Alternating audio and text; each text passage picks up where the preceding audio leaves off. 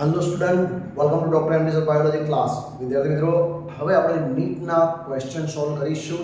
Unit 1 class 11 unit 1 ની અંદર પીવાયક્યુઝ જે પૂછાયેલા છે એ વિશે ચર્ચા કરીશું આપણે.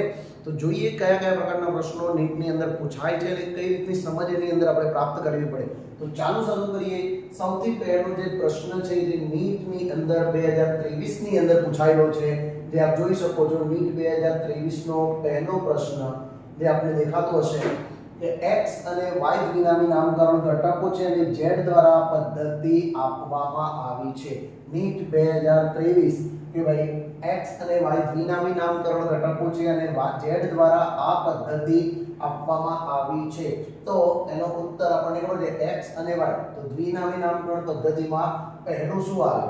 તો પહેલું નામ આવે પ્રજાતિનું નામ. પહેલું શું આવે? x શું છે? પ્રજાતિનું નામ. y શું છે? જાતિ પ્રત્યય એટલે કે જાતિનું નામ. અને આ નામકરણ પદ્ધતિ કોણે આપી છે? તો કેરોલસ લિનિયસ. તો એનો જવાબ આવશે એ. પ્રજાતિનું નામ, જાતિ પ્રત્યય અને કેરોલસ લિનિયસ. અહીંયા પ્રજાતિના નામની જગ્યાએ મિત્રો થોડુંક સમજૂતી આપું તો વંશગત નામ પણ હોઈ શકે છે. તો એ બાબતને પણ આપણે ધ્યાનની અંદર રાખીશું. નેક્સ્ટ ક્વેશ્ચન તરફ જઈએ છીએ. ગરમાખીનો સમાવેશ કયા કુળમાં થાય છે? આપણને 2023 માં પૂછાયેલો પ્રશ્ન છે. ગરમાખીનો સમાવેશ કયા કુળમાં થાય મિત્રો? મસ્કીડી કુળની અંદર એનો સમાવેશ થાય છે મિત્રો. મસ્કીડી કુળ. આ ક્વેશ્ચન 3 વાર નીટની અંદર અલગ અલગ રીતે પૂછાયેલો છે મિત્રો. ઓકે, નેક્સ્ટ ક્વેશ્ચન તરફ જઈએ. નીચે આપેલી વર્ગીકરણની કક્ષાઓમાંથી પ્રાણીઓની બાબતમાં કયા શ્રેણીની ગોઠવણી સાચી છે? નીટ 2022 માં પૂછાયેલો પ્રશ્ન છે મિત્રો કે ભાઈ સૃષ્ટિ, ગોત્ર, સમુદાય, વર્ગ, કુળ, પ્રજાતિ. સૃષ્ટિ, સમુદાય, વર્ગ, ગોત્ર, કુળ, પ્રજાતિ, જાતિ. કયો ઉત્તર આવશે મિત્રો? આપ ઓપ્શન જોઈને કહી શકો છો. પરંતુ અહીંયા જોઈએ કે ભાઈ જાતિ, પ્રજાતિ, કુળ. જાતિ, પ્રજાતિ, કુળ, ગોત્ર, વર્ગ, સમુદાય અને સૃષ્ટિ. તો આપણો જે ઓપ્શન છે એ બી આવશે મિત્રો. કયો આવશે? બી. તો આ ચેનલ પર નવા હોય તો ચેનલને સબસ્ક્રાઇબ કરી દેજો મિત્રો, જેથી આવા અવનવા વિડિયો આપને મળતા રહે. નીચેનામાંથી મસ્કીડી કુળમાં શેનો સમાવેશ મસ્કીડી કુળમાં થાય? હમણાં જ આપણે જોયું એક ક્વેશ્ચન અને આ ક્વેશ્ચન 2021 માં પૂછાયો છે. ગરમાખી, મસ્કા ડોમેસ્ટિકા. મસ્કા ડોમેસ્ટિકાનો સમાવેશ, ગરમાખીનો સમાવેશ મસ્કીડી કુળની અંદર થાય છે. નેક્સ્ટ, નીચેનામાંથી ICBN ના નિયમની વિરુદ્ધ શું છે? નીટ 2019 ICBN ના નિયમની વિરુદ્ધ. ICBN ના નિયમની વિરુદ્ધ વાત કરીએ તો હસ્તલિખિત વૈજ્ઞાનિક નામની નીચે અંડરલાઈન કરવી જોઈએ. સાચું છે. દરેક જાતિને વંશગત નામ અને જાતિ સંકેત પ્રત્યે બે નામ હોય છે. સાચું છે. વૈજ્ઞાનિક નામ લેટિન ભાષામાં અને ઇટાલિકમાં લખાય છે. વાત સાચી છે. અને પ્રજાતિ અને જાતિ નામની શરૂઆત નાની લિપિથી થાય. આ મુદ્દો ખોટો છે. એટલે કે આ વિરુદ્ધ મુદ્દો છે. આ મુદ્દો કયો છે? વિરુદ્ધ છે. તો ઓપ્શન આવશે આપણો ડી. નેક્સ્ટ, કેરીનું સાચી રીતે લખેલું વૈજ્ઞાનિક નામ જે કેરોલસ લિનિયસ. કેરોલસ લિનિયસ એ આપ્યું હતું. આપણને નીટની અંદર પૂછાયેલો 2019 નો ક્વેશ્ચન છે. અહીંયા Mangifera Indica, Mangifera Indica, Mangifera Indica, Mangifera Indica, કેલિન. તો અહીંયા જે વાત કરીએ છીએ કે ભાઈ કેરીનું જે સાચું નામ છે એ Mangifera Indica Lin. Mangifera Indica Lin આવશે. મેન્જીફેરા ઇન્ડિકા લિન આવશે અને આનું લખાણ ઇટાલિકમાં હોવું જોઈએ. ઇટાલિકમાં હોવું જોઈએ મિત્રો. નેક્સ્ટ ક્વેશ્ચન તરફ જઈએ. નીચે આપેલા વિધાનોમાંથી બે સાચા વિધાનો પસંદ કરો. જૈવિક જાતિઓની વ્યાખ્યા અંશ મેયરે આપી છે. અંશ મેયરે વાત સાચી છે. અંશ મેયરે જાતિની વ્યાખ્યા આપી છે અને અંશ મેયર જે છે 20મી સદીના ડાર્વિન તરીકે પણ ઓળખવામાં આવે છે. એ બાબતને પણ આપણે ધ્યાનની અંદર રાખીશું મિત્રો. આ પણ આપણો ક્વેશ્ચન છે. 20મી સદીના ડાર્વિન તરીકે પણ તેને ઓળખવામાં આવે છે. પ્રકાશ સમયગાળાની વનસ્પતિઓના પ્રજનન પર કોઈ અસર પડતી નથી. આ મુદ્દો ખોટો છે મિત્રો. પ્રકાશ સમયગાળાની વનસ્પતિ પર અસર પડે છે. તો અહીંયા બે સાચા વિધાનો શોધવાના છે. દ્વિનામી નામકરણ પદ્ધતિ વિટેકરે આપી હતી. ખોટી વાત છે. વિટેકરે 5 સૃષ્ટિ વર્ગીકરણ પદ્ધતિ આપી હતી અને એક કોષીય સજીવોમાં પ્રજનન અને વૃદ્ધિ સમાંતરે થાય છે. આ સાચો છે. એટલે અહીંયા જે ઉત્તર છે આપણો 1 અને 4 એ સાચો ઉત્તર છે. એટલે આપણો ઓપ્શન આવશે બી મિત્રો. તો આપણો જે ઓપ્શન છે એ બી આવશે. ઓકે મિત્રો, સોલ્યુશન કરી રહ્યા છીએ. આપ જોઈ રહ્યા છો કે કયા કયા પ્રકારના પ્રશ્નો છે અને કેવી રીતના છે એને આપ સુધી પહોંચાડી રહ્યા છીએ. નીટ 2016 યોગ્ય જોડની વાત કરીએ છીએ. કુળ, ગોત્ર, વર્ગ અને સમુદાયનું આપણે મેચિંગ કરવાનું છે. કુળ, ગોત્ર, વર્ગ અને સમુદાય. તો કુળની વાત કરીએ તો અહીંયા પહેલો જ મુદ્દો આપણને મળી જાય મસ્કીડી, કેમ કે વારંવાર આપણે સોલ્વ કર્યું છે ઘરમાંથી મસ્કા ડોમેસ્ટિકા, એનો જે કુળ છે મસ્કીડી એ એની સાથે મેચ થશે. હવે જે મુદ્દો છે આપણો એની અંદર જોઈએ તો બીજું શું છે, તો અહીંયા વર્ગની વાત કરીશું કે ભાઈ વર્ગ કયો છે. હવે ગોત્ર કયો, સૌથી પહેલા કુળની વાત કરી હતી મસ્કીડી, બીજી વાત કરીએ ગોત્રની તો ગોત્ર કયું છે ડિપ્ટેરા.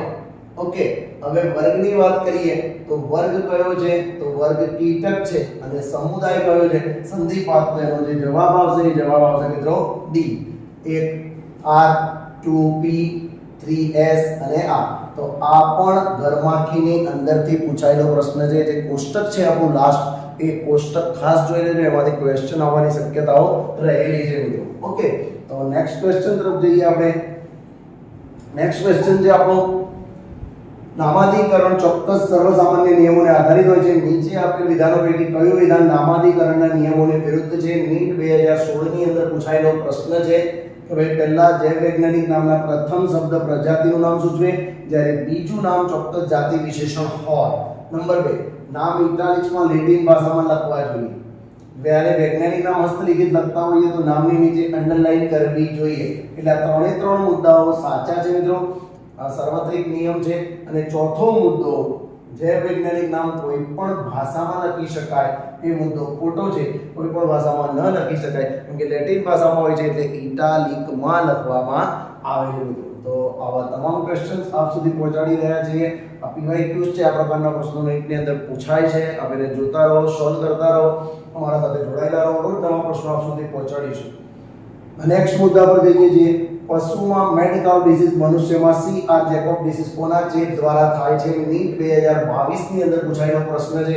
એનો ઉત્તર છે પ્રાયોન્સ અથવા તો પ્રિયોન્સ તરીકે તેને ઓળખવામાં આવે છે. Is that clear friend? Question number 11 પર જઈએ. નીચેનામાંથી કયું વિધાન સાચું છે? નીટ 2022 માં મુદ્દાઓ આપને દેખાઈ રહ્યા છે. A B C D. માઇકોપ્લાઝમામાં DNA, ribosome અને કોષ દિવાલ હોય છે. બીજો મુદ્દો છે સાયનોબેક્ટેરિયા સૃષ્ટિ મોનેરામાં વર્ગીકૃત કરેલ સ્વયંપોષી સમૂહ છે. તો સાચો ઉત્તર આપણો મિત્રો બી આવશે. સાયનોબેક્ટેરિયા એ સૃષ્ટિ મોનેરામાં વર્ગીકૃત કરેલ સ્વયંપોષી સમૂહ છે. 12મો ક્વેશ્ચન, પેનિસિલિયમ સાથે સંકળાયેલ અલિંગી પ્રજનન રચના કઈ છે? તો પેનિસિલિયમ સાથે સંકળાયેલી અલિંગી પ્રજનન રચના કણી બીજાણુઓ છે, કોનિડિયા છે. એટલે કણી બીજાણુ એનો સાચો ઉત્તર આવશે મિત્રો. નીચે પૈકી કયું વિધાન સાચું છે? કયું વિધાન સાચું છે? ઓપ્શન આપ જોઈ શકો છો. કેટલાક સજીવો હવાના નાઇટ્રોજનનું સ્થાપન કેટલાક ખાસ કોષોમાં કરી શકે છે. આપ ઓપ્શન પર નજર લગાવો તો અહીંયા કહી શકાય ચલિત કે અચલિત જન્યુઓના જીવરસ યુગ્મને કોષરસ યુગ્મતા, જીવરસ યુગ્મને કોષરસ યુગ્મતા તરીકે ઓળખવામાં આવે છે મિત્રો. તો આ આપણો 13મો ક્વેશ્ચન થયો.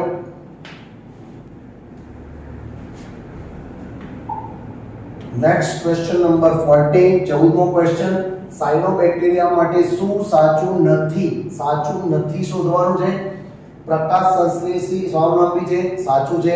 હિટ્રોસાઇટનો અભાવ હોય છે. સાયનોબેક્ટેરિયાની અંદર હિટ્રોસાઇટનો અભાવ હોય છે, એ વાત સાચી નથી, કેમ કે આ મુદ્દો ખોટો છે. તેમાં હિટ્રોસાઇટ એટલે હિટ્રોસિસ્ટ આવેલા હોય છે, જેને આપણે અભિકોષ તરીકે ઓળખીએ છીએ. જે નાઇટ્રોજન સ્થાપનના કામ સાથે સંકળાયેલા હોય છે મિત્રો. તો આનો જે જવાબ આવશે એ બી આવશે. Okay, next. વિરોઇડ માટે શું સાચું છે? વિરોઇડ માટે શું સાચું છે?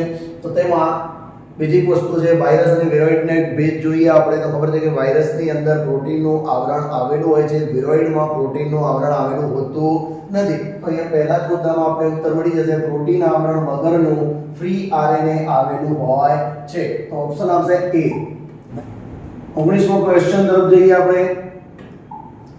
પાઇનસના બીજ ફૂગના તંતુઓ સાથે સંબંધ રાખ્યા વગર અંકુરિત થઈ શકતા નથી. આવું બને છે કારણ કે તે કવકજાળ સાથે અવિકલ્પી સંબંધ ધરાવે છે. સીધો જ ઉત્તર આપણી બુકની અંદર આપેલો છે મિત્રો. ઓકે નેક્સ્ટ, નીચે પૈકી કયું વિધાન સાચું નથી?